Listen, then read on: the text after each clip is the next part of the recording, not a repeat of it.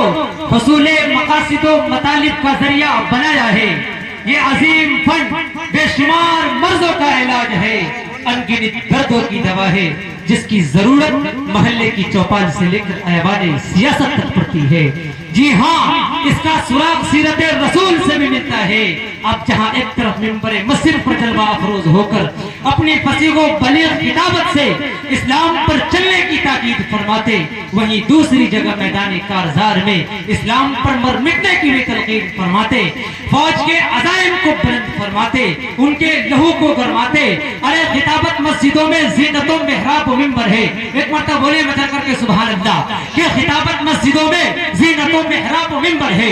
خطابت مالکوں میں تیر ہے، تلوار و خنجر ہے، اور خطابت نے ہزاروں گل کھلائے ہیں زمانے میں. ارے خطابت نے ہزاروں گل کھلائے ہیں زمانے میں. بہت گلکاریاں ملتی ہیں ماضی کے فسانے میں. اور خطابت ہی ہمارے ڈائس پر تشریف فرما شاعر متھلانچل دانش کمال سرگم صاحب تشریف فرما ہے.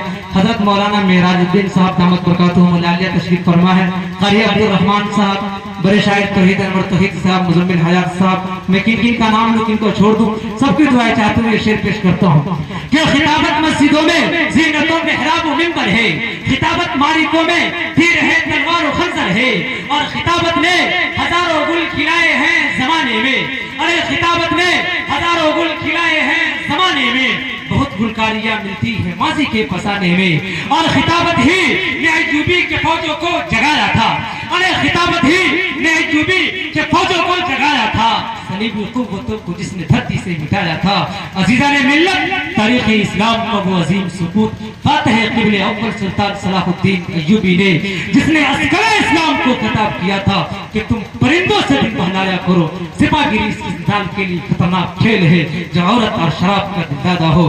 آئیے حضرات، میں بلا تاخیر ایسی شخصیت تک پہنچنے کی استجابت کرتا ہوں جو فن خطابت کے مقتضیات سے واقف اور اس کے مطالبات سے آشنا ہے، جو معافی ضمیر کی ادائیگی کے لیے الفاظ و تعبیرات، اصطلاحات و امثال کے انتخاب کا ترک و شعور رکھتا ہے، مضمون میں وزن اور انداز میں زیر و قم پیدا کرنے کی صلاحیت رکھتا ہے، جن سے میرے اشارے سخن صوفی باکمال عزت مآب نمونہ اسلاف حضرت مولانا مرتضی قمر صاحب دامت برکاتہم العالیہ کی ذاتی گرامی ہے.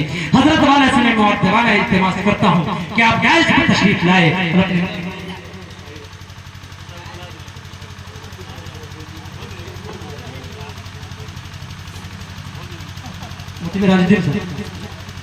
آئیے صوفی باکمال عزت مآب نمونہ اسلاف حضرت مولانا معراج الدین صاحب دامت برکاتہم العالیہ سے درخواست کرتا ہوں کہ آپ ڈائس پر تشریف لائے اور اپنے ناصحانہ کلام سے ہم تمام لوگوں کو مستفیض فرمائیں اس شعر کے ساتھ کہ یہ الگ بات ہے کہ خاموش کھڑے رہتے ہیں. یہ مولانا مفتی معراج الدین صاحب کے لیے میں شعر پڑھ رہا ہوں. تمام ڈائس والوں کی بیداری چاہتا ہوں کہ یہ الگ بات ہے کہ خاموش کھڑے رہتے ہیں، لیکن جو لوگ بڑے ہیں وہ بڑے رہتے ہیں، اور ان کے قدموں سے ملتا ہے ہمارا شجاع. ارے ان کے قدموں سے میں اہل کردہلی کے نوجوانوں سے گزارش کرتا ہوں کہ آپ اس طرح بڑے بزرگوں کو دیکھ کر، علماء کو دیکھ کر، علماء سے آپ کو محبت اور عقیدت ہونی چاہیے. یہ اہل علم ہے اور ان سے یہ علماء کے، یہ اللہ کے نبی صلی اللہ علیہ وسلم کے وارث ہے. آپ اس طرح بھاگیں گے تو یہ بہت دور سے تشریف لائے ہیں، کہیں نہ کہیں ہمارے گاؤں کی بدنامی ہوگی. اس لیے آپ تمام حضرات سے گزارش ہے جو لوگ پیچھے بیٹھے ہیں وہ آگے آ جائیں، اور اس پروگرام کو انشاءاللہ 1 گھنٹے کے اندر ختم کر دیا جائے گا. اس لیے آپ لوگ، ماسٹر صاحب سے بھی گزارش ہے کہ آپ بھی پنڈال میں تشریف فرما رہے ہیں. جو لوگ پیچھے وہ آگے آ جائیں. اس پروگرام کے انعقاد کا اصل مقصد ہے اصلاح معاشرہ کا، اور اس کا جو سدھار ہوگا یہ تقریر و خطابت کے ذریعے. علم کی نشر و اشاعت کا 2 ہی ذریعہ ہے، ایک خطابت ہے، دوسرا کتابت ہے. کتابت پر فوقیت رکھتی ہے اس وجہ سے کہ خطابت کے ذریعے سے انسان پڑھے لکھے کو بھی، جاہل کو بھی، جو سننا چاہے نہ سننا چاہے، سب کو وہ سمجھا سکتا ہے دین کی بات. اس لیے جو لوگ پیچھے وہ آگے آ جائیں، اس لیے کہ یہ ہمارا اصل مقصد ہے. میں حضرت والوں کو آواز دیتا ہوں شعر کے ساتھ کہ یہ الگ بات ہے کہ خاموش کھڑے رہتے ہیں.